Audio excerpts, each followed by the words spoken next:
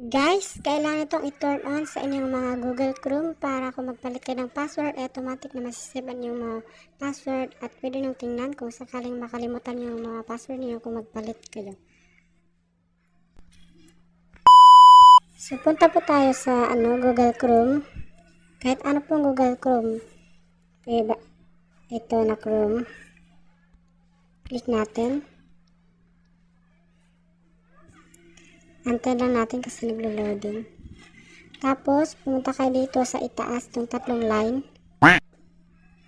Ito. I-click natin. Tapos, pili natin itong settings. Ito. Click natin. Tapos, ito yung i-click natin. Kailangan ito ay naka-turn on, guys. Kasi pag naka-turn on ito sa inyong mga Google Chrome is pag magpalit kayo ng password ay masisave yung mga password at pwede nyo tingnan kung makalimutan yung password niyo.